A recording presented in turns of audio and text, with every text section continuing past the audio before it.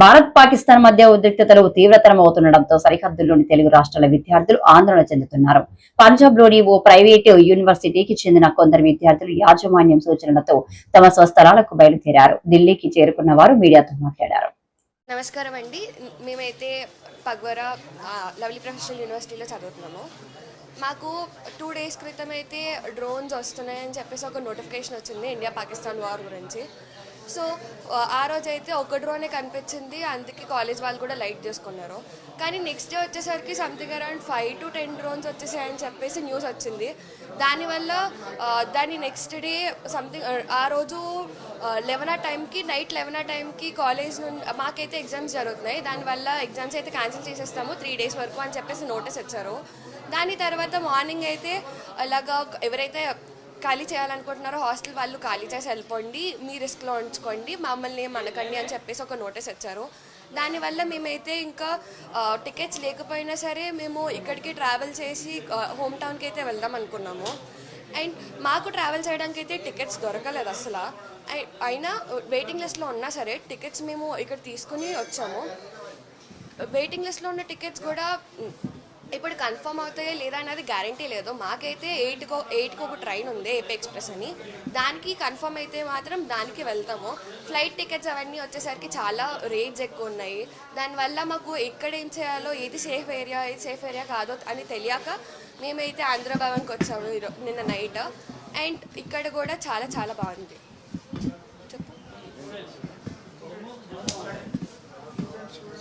బట్టి అంటే మా కాలేజ్ సమీపంలోనే చాలా మిసైల్స్ కానీ డ్రోన్స్ కానీ కనిపించాయని చెప్పారు మా ఫ్రెండ్స్ కానీ లేదా తెలిసిన వాళ్ళు కానీ. మేము అందుకునే కంగారు పడి వెంటనే మేము ఢిల్లీ బయలుదేరి వచ్చేసాము. ఇక్కడ నుండి మన హోమ్ టౌన్కి వెళ్ళిపోదామని చెప్పి మేమైతే నిన్న ట్రైన్స్ టికెట్స్ లేకపోయినా సరే జనరల్లో నుంచి మరీ వచ్చాము. వెయిటింగ్ లిస్ట్లో ఉన్నాయి ఇంకా టికెట్స్. ఈవినింగ్ మాకు ట్రైన్ ఉంది, దానికి కూడా వెయిటింగ్ లిస్ట్లో ఉన్నాయి టికెట్స్. ఎప్పుడు కన్ఫర్మ్ అవుతాయో తెలియదు. కన్ఫర్మ్ అయితే కనుక మేమైతే సేఫ్గా రీచ్ అవ్వగలం ఇంటికి. కానీ ఇలాంటి సిచ్యువేషన్లో కూడా ఐఆర్సీటీసీ అనేది చాలా చెత్తగా వరస్ట్గా బిహేవ్ చేస్తుంది. స్టూడెంట్స్ ట్రావెల్ చేస్తున్నారని తెలిసి కూడా వాళ్ళు ఛార్జెస్ అవన్నీ గట్టిగా చేస్తున్నారు. నైట్ మాకు టికెట్ లేకుండా మేము ట్రావెల్ చేసామని ఇక్కడ మేము జనరల్ టికెట్ తీసుకున్నాం. వాళ్ళు మా దగ్గర 1500 ఛార్జ్ చేశారు పర్ పర్సన్ దగ్గర. ఎమర్జెన్సీలో పర్పస్ అని చెప్పినా కూడా మేము చేయట్లేదంటే మేము జనాలని చెప్పారు. వాళ్ళు అన్నారు మా డ్యూటీ మేము చేయాలి అని. కానీ మేము చెప్పాము అప్పటికే ఇది ఎమర్జెన్సీ సిచ్యువేషన్, మాకు కాలేజ్ నుంచి వెళ్ళిపోమని మెసేజ్ వచ్చింది. ఈ టైంలో మేము ఏం చేయలేము అని, మాకు టికెట్ లేకపోయినా ట్రావెల్ చేయాలి సేఫ్గా అనేది చెప్పినా సరే వాళ్ళు మాత్రం లేదు మా డ్యూటీ మేము చేయాలి అని చెప్పేసి ఒక్క పర్సన్ 1500 అయితే ఫైన్ వేశారు. ఫైన్ వేసినా సరే ట్రైన్లో ట్రావెల్ చేయనివ్వలేదు. ట్రైన్లో అయితే డే టైమ్స్ అంతా ప్రాబ్లమ్ ఉండట్లేదు, కాకపోతే నైట్ టైమ్స్ కొంచెం లైటింగ్స్ అవి కనిపిస్తున్నాయి, డ్రోన్స్ అవి కనిపిస్తున్నట్టు అనిపిస్తుంది. లైట్గా సౌండ్స్ వస్తున్నాయి. మొత్తం కంప్లీట్గా బ్లాక్అవుట్ చేశారు. ఒక 2 days బ్యాక్ అయితే కంప్లీట్ బ్లాక్అవుట్ ఉంది. ప్రెజెంట్ సిచ్యువేషన్ నిన్న నైట్ మా ఫ్రెండ్స్ వాళ్ళు తెలిసింది ఏంటంటే నిన్న రాత్రి కొంచెం ఇంటెన్స్గా ఉంది. అంటే ఎక్కువ కనిపించే లైటింగ్స్ అవన్నీ బ్లాస్టింగ్స్ అవి లైట్గా వినిపించాయని చెప్పేసి అన్నారు. ఎక్కువ టార్గెట్ కూడా యూనివర్సిటీస్, ఎన్ఐటీస్, ఐఐటీస్ మీద టార్గెట్స్ ఎక్కువ కాలేజ్ పై నుంచే బాగా ఎక్కువ వెళ్తున్నాయి అని కూడా చెప్తున్నారు. బాగా ఇంటికి వెళ్ళిపోవాలని చెప్పి ఫర్దర్ నోటీస్ అన్ని పొద్దున్నే ఇచ్చారు. పొద్దున్న ఇచ్చి అప్పటికప్పుడు వెళ్ళిపోమని చెప్పేసి అన్నారు. దానివల్ల మాకు ట్రావెలింగ్ చాలా ఇష్యూ అవుతుంది. కొంచెం we hope the government look ఇంట్ ఇట్.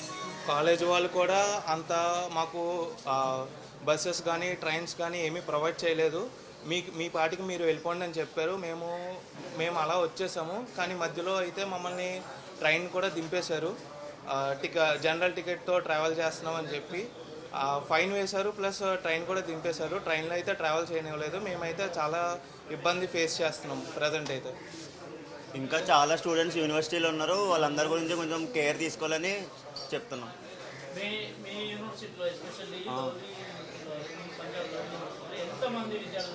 దగ్గర ఒక 25,000 దాకా ఉంటారు. కంప్లీట్ సౌత్ నుంచి వచ్చిన వాళ్ళు 25 to 30,000. మన ఆంధ్ర నుంచి వచ్చిన వాళ్ళే నియర్లీ ఒక 25,000 మెంబర్స్ ఉంటారు. మళ్ళీ చుట్టుపక్కల యూనివర్సిటీస్ ఉన్నాయి, అందులో కూడా తెలుగు ఎన్ఐటీ జలంధర్ ఉంది, ఇంకా చండీగఢ్ యూనివర్సిటీ ఉంది. దాంట్లో కూడా చాలా మంది సౌత్ ఇండియన్స్ ఉంటారు. ఇంటికి రమ్మని చెప్తే వాళ్ళు ట్రైన్కి చాలా ఇబ్బంది అవుతుంది. అండ్ ఇలా బ్లాక్అవుట్ చేయడం వల్ల చాలా కష్టమైంది మాకు కూడా. సడన్గా నైట్ టైం ఎలక్ట్రిసిటీ అంతా తీసేసి ఇంకా మాకు ఏది సోర్స్ లేదు.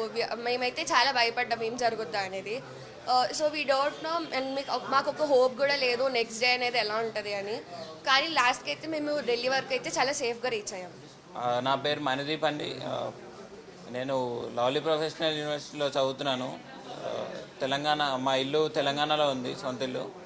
ఎల్పిఓకి బీటెక్ చదవడానికి వచ్చామండి. ఇప్పుడు ప్రస్తుతం వార్ సిచ్యువేషన్ వల్ల ఇంటికి